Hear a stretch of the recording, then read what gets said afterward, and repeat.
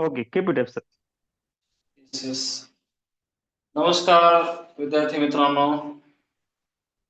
काल 23 नोव्हेंबरला आपली टीईटी ची परीक्षा झाली.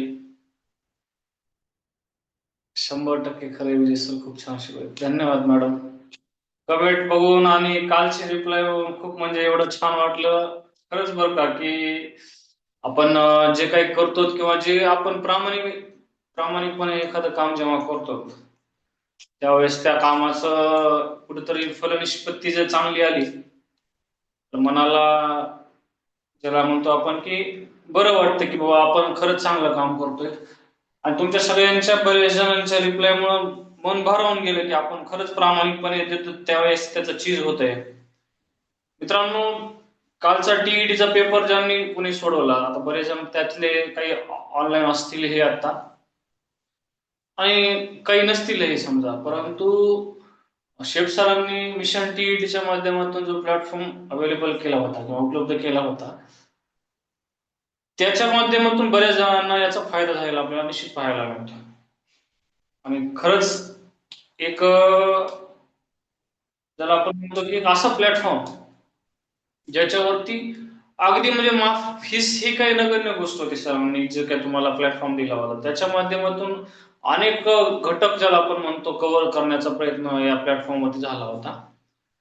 आता कालच्या पेपरमध्ये काही जणांना पेपर चांगला गेला असेल, काही जणांना थोडासा निगेटिव्ह गेला असेल, कुणाचं थोडंसं सामाजिक शास्त्र किंवा कोणाचं मॅथ, कुणाचं परिसर अभ्यास किंवा बीएससी असेल तर थोडंसं सायन्स वगैरे, जे काही असेल ते असेल. आता समजा आपण जेवढं काही हार्डवर्क करायचं होतं तेवढं आपण केलं होतं, ठीक आहे ना.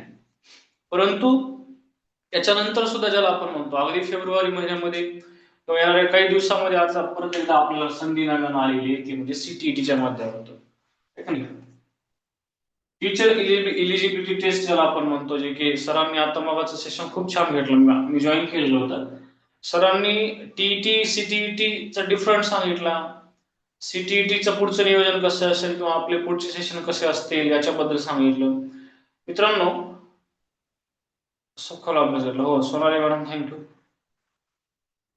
आपण जरी टीईटी मध्ये थोडस काही अभ्यासामध्ये कोणी समजा एखादं कमी पडलं असेल किंवा मार्क्स थोडेसे तुम्हाला वाटत असेल की कॉन्फिडेंटली मला थोडा कमी येणार आहे स्कोअर, काही काळजी करू नका, काही घाबरून जाण्याची गरज नाही.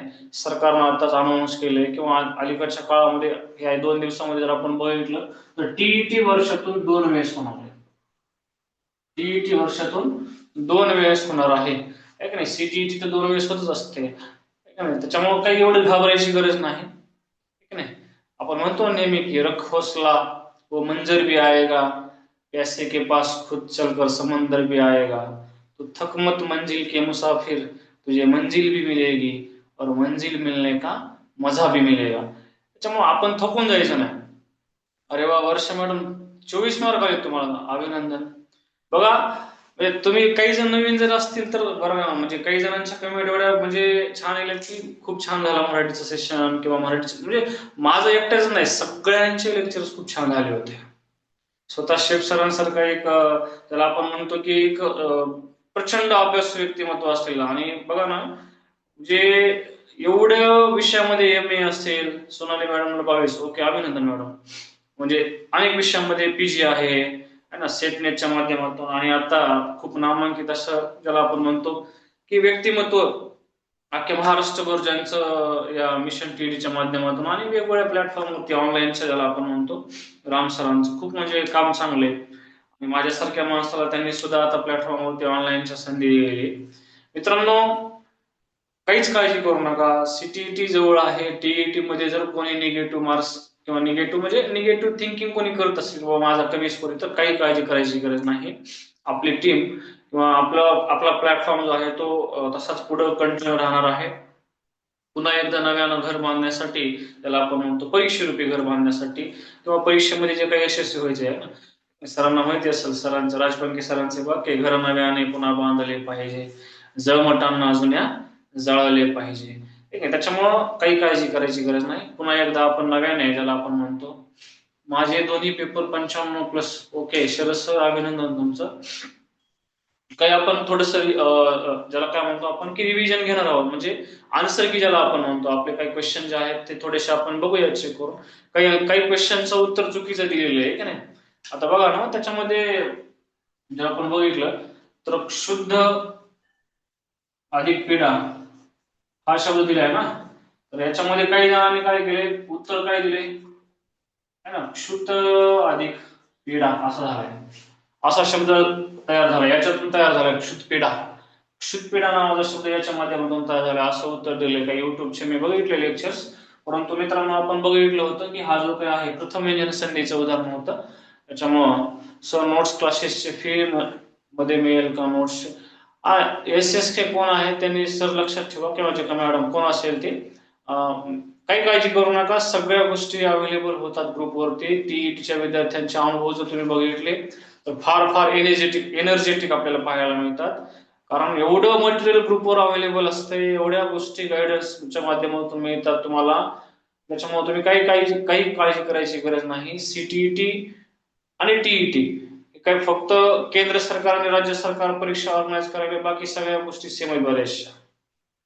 आणि मी तर सांगतो ना की एवढ्या टेक्निकल गोष्टींचा अभ्यास आहे शेफ सरांचा की बऱ्याच जणांचा मी तर म्हणतो की आता एका कॅन्डिडेट एका मॅडमचा जर आपण बघितला आणि कॉल आला होता मला की सर हिंदी आणि मराठी या दोन्ही विषयाचा खूप फायदा झाला.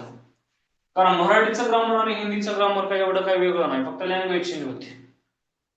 आणि ज्यांनी हे दोन विषय घेतले होते त्यांना खूप फायदा झाला. लक्षात स्कोरिंग मध्ये ज्याला आपण म्हणतो की खूप म्हणजे जास्त फायदा झालेला आपल्याला पाहायला मिळतो.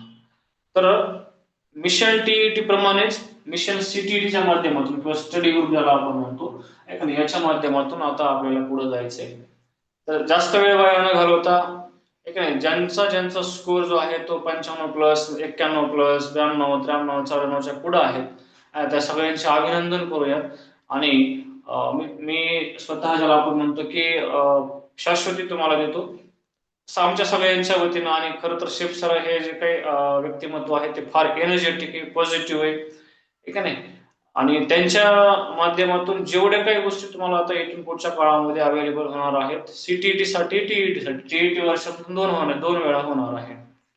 त्यामुळे तुम्ही बिंदास्त राहा. फक्त सेशन आणि ग्रुपवरती ज्या काही गोष्टी अवेलेबल असतात त्याला फॉलो करा, तुमचा रिझल्ट 100% येऊन जाईल. नाही आताच्या टीईटी मध्ये ज्यांचा रिझल्ट आलेला आहे त्यांच्या स्वतःच्या मनाला माहिती की माझा रिझल्ट येणार आहे, तर त्यांचं सुद्धा अभिनंदन. ठीक आहे. इथं आता मी थोडेस कालच्या टीईटी मध्ये आलेले जे क्वेश्चन होते त्याच्यावरती चर्चा करणार आहे. खरं तर मी जो काही सिलेबस आहे मराठीचा तो जो आहे तो नेक्स्ट सेशन मध्ये घेऊता. आणि आताच्या पुढच्या सेशन मध्ये ज्याला आपण म्हणतो मी स्पेशली आता ब्लॅक बोर्ड वरती घेणार नव्हतो, परंतु स्क्रीन शेअर करून पूर्ण पेपर अनालिसिस घेणार होतो. परंतु आज जे कोणी सीटीईटी साठी नव्याने जॉईन झालेले आहेत किंवा पुढच्या आपल्या प्रवासासाठी जे कोणी जॉईन झालेले आहेत त्यांच्यासाठी थोडस कुठेतरी पॉझिटिव्ह एनर्जी त्यांच्यामध्ये निर्माण व्हावी, ठीक आहे. कारण आपल्याला कसं आहे आता पुढे जात असताना टीमचे छान ओके, पुढे जात असताना आपण आता माग काय केलंय किंवा मागच्या काय गोष्टी आहेत या सगळ्या गोष्टींचा विचार करून आता पुढे आपल्याला कसं जाता येईल याच्यासाठी आपल्याला प्रयत्न करायचा आहे.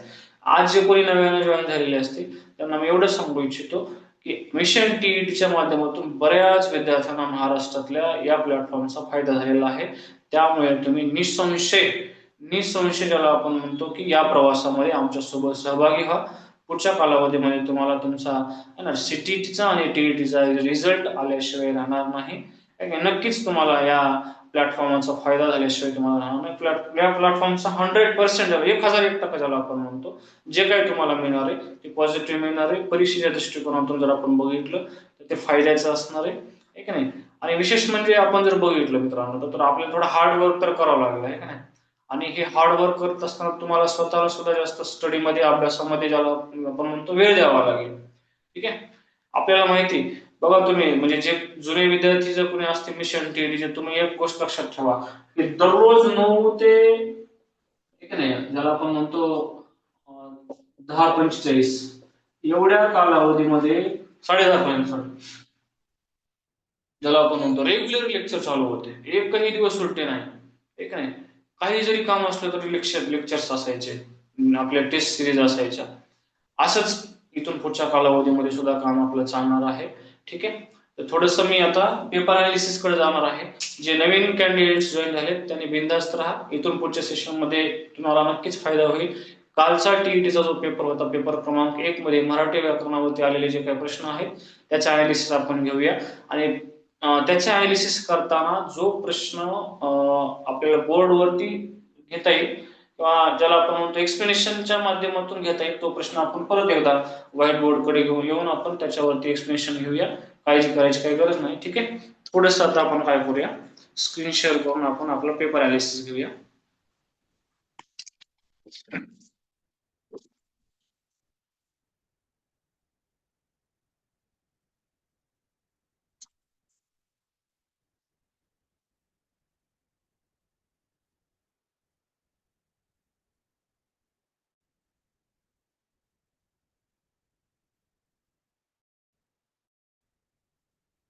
चला.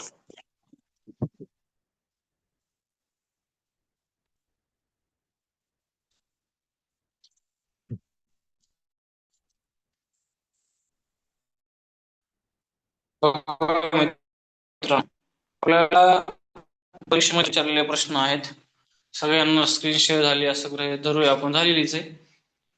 कालच्या परीक्षेमध्ये जे प्रश्न विचारलेले होते त्यामध्ये आपल्याला पहिला प्रश्न विचारलाय, पुढीलपैकी कोणता शब्द तत्सम नाही.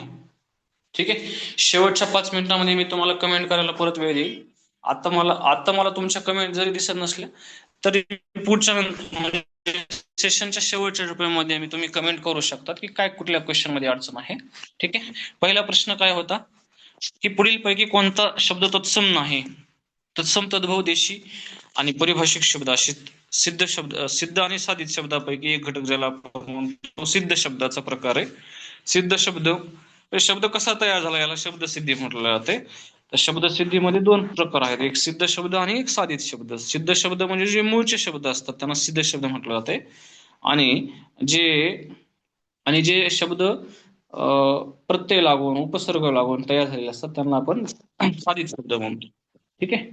तर या परीक्षेमध्ये आलेला पहिला जो प्रश्न होता तो काय होता बघा, पुढीलपैकी कोणता शब्द तत्सम नाही. तर आपण जर बघितलं ना तर हा कवी शब्द जो आहे तो कुठून आलेला आहे, तर संस्कृत भाषेतून मराठीमध्ये ज्याला आपण म्हणतो एक नाही तत्सम नाही असा शब्द कोणता विचारले, तर हा कवी शब्द जो आहे तो कुठून आलेला आहे, संस्कृत मधून आलेला आहे. ठीक आहे. त्याच्यामुळे आपण सांगू शकतो की पहिला पर्याय नाहीये. दुग्ध हा सुद्धा संस्कृत मधून मराठीत आलेला आहे. भूगोल सुद्धा हा तत्सम शब्द त्याला आपण म्हणतो तत्सम शब्द आहे. हा तत्सम शब्द आहे, हा तत्सम शब्द आहे आणि हा सुद्धा तत्सम शब्द आहे. तर तत्सम शब्द नाही असा पर्याय कोणता आहे, ते पर्याय क्रमांक 2 हा आपल्याला त्या ठिकाणी उत्तर सांगता येईल. तत्सम शब्द नाही येतो, तो देशी शब्द आहे.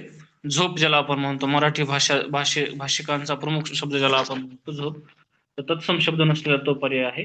आता तुम्हाला चांगलं आठवत असेल की ज्यावेळेस आपण मिशन टीईटीच्या माध्यमातून मराठीचे सेशन्स घेत होतो त्यावेळेस आपल्याला मी सांगितलं होतं तुम्हाला की एक तुम्हाला कविता पोयम विचारले जाईल, एक नाही कवितेचं काळजीपूर्वक वाचन करावं लागेल आणि त्याखाली आलेले प्रश्न सोडवावे लागतील. आपण त्या संबंधित काही प्रश्न घेतले होते प्रॅक्टिसमध्ये. तर इथं आपल्याला सांगितलेले एक कविता वाचायची आणि त्या कवितेच्या खाली असलेले जे काही प्रश्न आहेत त्यांची उत्तरं अचूक द्यायची.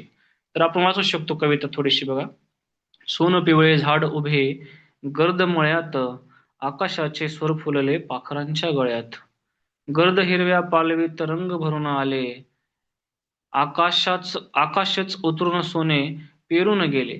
एका सोन सकाळी उन्न कोवळे न्हाले, मातीच्या गर्भातले स्वप्न आभाळा कवळून गेले. पिकांच्या तालेवर आरशात रूप गात आभाळाचे, निळ्या गळ्यांनी पक्षी गातो संगीत माळाचे. निसर्गाचा बहर पेले ना पिकांना भार, सूर भरत्या गट्यांनी फुटे शेतांना स्वर. आता ही जी कविता आहे या कवितेचे जर आपण वैशिष्ट्य बघितले तर या कवितेमध्ये कशाचं वर्णन केलेलं आहे किंवा कशाशी रिलेटेड आहे ही कविता, ठीक आहे. निसर्ग ज्याला आपण म्हणतो, निसर्ग आणि बहरलेली जी काही शेती आहे ना, पिकांना बघा ना, कवितेचे शेवटच्या 2 ओळी बघा. निसर्गाचा बहर पेलेना पिकांना भार, निसर्गाचा बहर पेलेना पिकांना भार, सूर भरत्या गट्यांनी फुटे शेतांना स्वर. म्हणजे या दोन ओळीवरून आपल्याला हे स्पष्ट होते की या कवितेमध्ये भरलेल्या शेताचं वर्णन केलेलं आहे किंवा शेतीचं वर्णन केलेलं आहे की नाही. इथं बळीराजाचं वर्णन नाही, अवर्षणाचं नाही, पेरणीचं नाही, इथं भरलेल्या शेतीचं, भर पेलेना पिकांना भार म्हणाले बघा ना.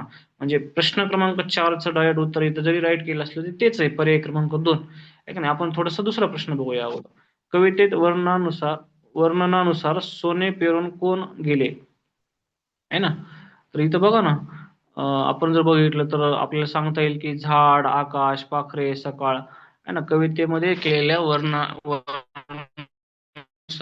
सोनं पेरून कोण गेले, सोनं पिवे झाड उभे गर्दमळ्यात, आकाशाचे स्वर फुलले पाखरांच्या गळ्यात, आहे का नाही. आकाशच उतरून सोने पेरून गेले, है ना. ओळ क्रमांक 4 याच्यामध्ये दिले बघा, कवितेतील वर्णनानुसार सोने पेरून कोण गेलेले, आकाशच उतरून सोने पेरून गेले. म्हणजे इथं जे काही आपली चौथी ओळ आहे ना का, इथं काही चौथी ओळ याच्यामध्ये जर आपण बघितलं, आपल्याला जे वर्णन केलेलं आहे कशाचं, की इथं सोनं पेरून कोण गेले म्हणते, ठीक आहे. सोनं पेरून कोण गेले, तर आकाश गेलेले. तर मी तुम्हाला अनालिसिस करताना सांगितलं होतं, प्रश्न ज्यावेळेस आपण घेतला होता त्यावेळेस, की तुम्हाला कविता व्यवस्थित वाचावं लागेल मित्रांनो, आहे का नाही. आणि त्याचं कारण म्हणजे उत्तराचं कारण काय इथपर्यंत आपल्याला जावं लागेल थोडस, शब्दशः वर्णन कसं केलेलं आहे त्याच्यामध्ये जावं लागेल थोडं, ठीक आहे. दुसऱ्या क्रमांकाचं उत्तर आपण काढले आकाश. बघा क्वेश्चन नंबर 3 काय म्हणतो का, कवितेतील वर्णनानुसार विशेषण व विशेष्य यातील चुकीची जोडी कोणती. आता विशेष,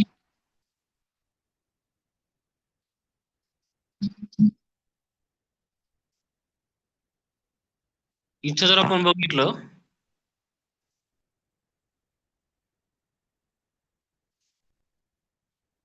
एक मिनिट हा, इथं जर आपण बघितलं ना, तर विशेष म्हणजे काय आणि विशेष्य म्हणजे काय आणि विशेषण म्हणजे काय याच्यामध्ये जर आपण बघितलं, तर आपल्याला सांगता येईल की कवितेतील वर्णानुसार विशेषण व विशेष्य यातील चुकीची जोडी कोणती. आता इथं चुकीची जोडी कोणती, तर पर्याय क्रमांक 4 सांगितले, कोळी आणि सकाळ, ठीक आहे नाही. कोळी आणि सकाळ हे त्या ठिकाणी उत्तर सांगितलेले. याच्यामध्ये विशेषण काय असतं आणि विशेष्य काय असते. विशेषण ज्या नामात असते त्याला आपण विशेष्य म्हणतो. म्हणजे विशेषण ज्या नामात असते त्या नामाला आपण विशेष्य म्हणतो, ठीक आहे. तर इथं तालेवार आरसा, इथं विशेष्य बरोबर आहे आरसा, मळा विशेष्य बरोबर आहे ना, पालवी विशेष्य बरोबर आहे. ठीक आहे? पर्याय क्रमांक 4 हे त्या ठिकाणी विशेषण आणि विशेष्य यांच्यातील जोडी आपल्याला सांगता येईल चुकीची. प्रश्न क्रमांक 4 काय म्हणते बघा, वरील कवितेत कवीने कशाचे वर्णन केले आहे, मग अशी सांगितलं ना बहरलेल्या शेतीचे. तर हा जो काय प्रश्न आहे ज्ञानचक्षु, ओके, याच्यामध्ये किती वर्ण आहेत असा प्रश्न विचारलेला आहे. तर हा जो काही प्रश्न आहे तो आपल्याला थोडासा डिटेल घ्यावा लागेल, ठीक आहे. म्हणजे इथं तुम्हाला प्रश्न क्रमांक 5 आणि प्रश्न क्रमांक 6, ठीक आहे ना, याच्यामध्ये थोडस आपल्याला अंडरस्टँडिंग करून घ्यावं लागेल. आपण काय करूया, थोडस स्क्रीन शेअरच्या ऐवजी लाईव्ह व्हिडिओ.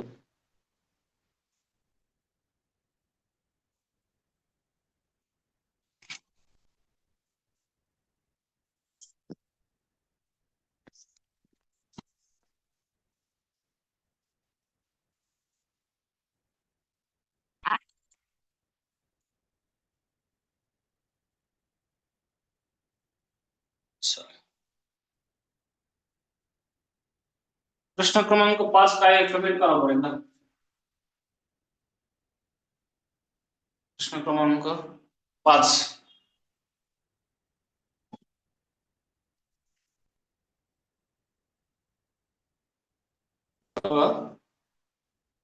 प्रश्न क्रमांक 5 जो आहे तो काय सांगतोय,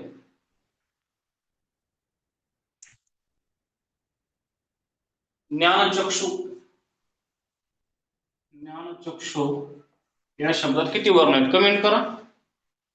ज्ञानचक्षु या शब्दात किती वर्ण आहेत कमेंट करा, बघूया आपण.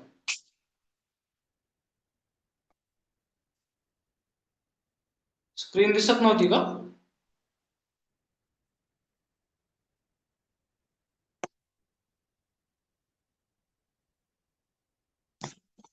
स्क्रीनचा प्रॉब्लेम होता का आता.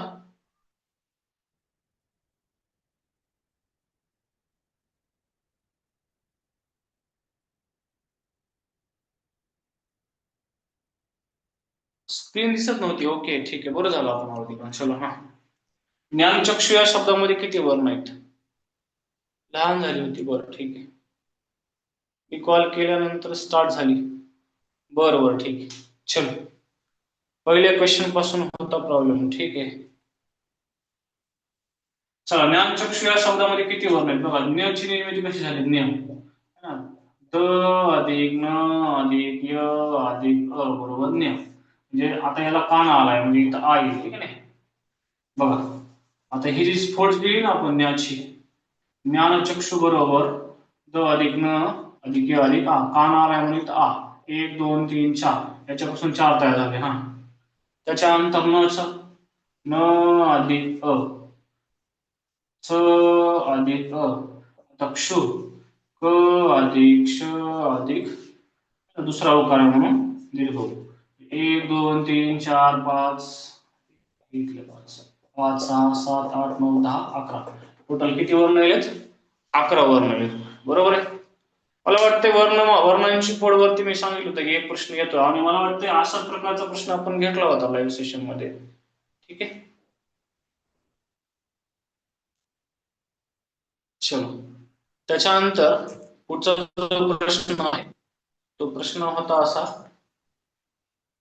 प्रश्न क्रमांक 6.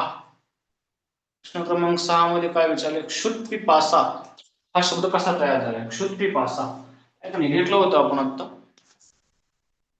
क्षुत्पिपासा हा शब्द कसा तयार झाला? कमेंट करा.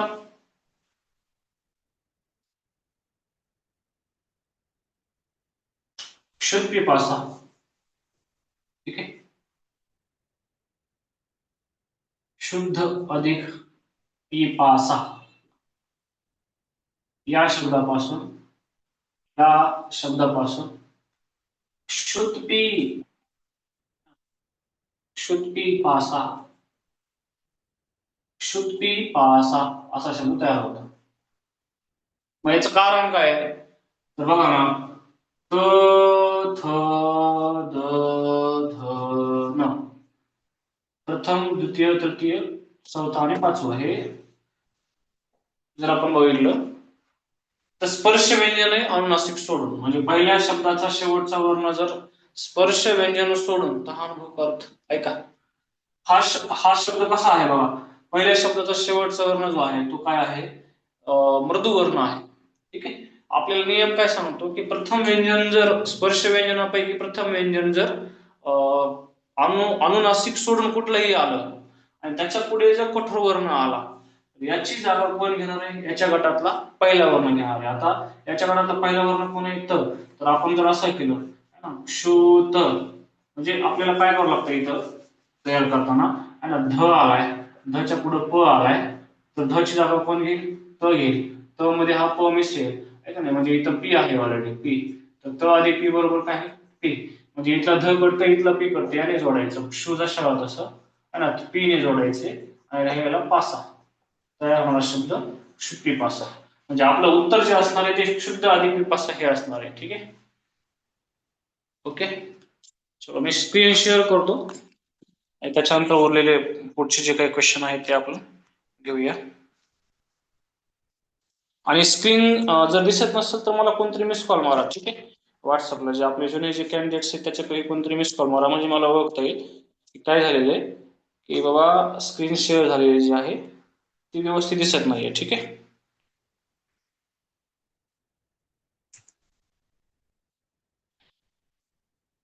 पुढचे क्वेश्चन घेऊया आपण, कारण पुढचे क्वेश्चन महत्वाचे आहेत खूप.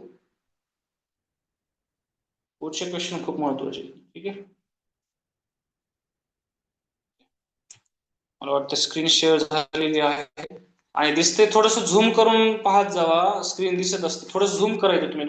तुमचा अँड्रॉइड मोबाईल आहे आणि तुम्ही स्क्रीन जर शेअर झाली ना तर तुम्ही तुमची जी आपल्याकडे जे आलेली क्वेश्चन सेट जो आहे त्याला थोडस झूम करत जावा. ते एका कोपऱ्यामध्ये जात नाही. आणि रोटेट मोबाईलमध्ये रोटेट कंटेंट असतो, तर त्याच्यामध्ये थोडस सेटिंग करत जावा, म्हणजे पुन्हा तुम्हाला थोडस समजायला सोपं जाईल. ठीक आहे. स्क्रीन व्यवस्थित दिसेल. आकाशातून पावसाच्या धारा कोसळल्या या वाक्याचा प्रयोग ओळखा. आता आहे है ना. प्रयोग आपण टॉपिक खूप डिटेल घेतला होता आणि अकर्मक कर्तरीचा हा पॉइंट आहे. कारण कोसणाऱ्या धारा आहेत, ठीक आहे. नाही, कोसणाऱ्या कोण आहेत? धारा आहेत. वाक्याचा कर्ता झाला धारा. वाक्याचा कर्ता कोण झाला? धारा. ठीक आहे. मग आता इथं जर आपण बघितलं,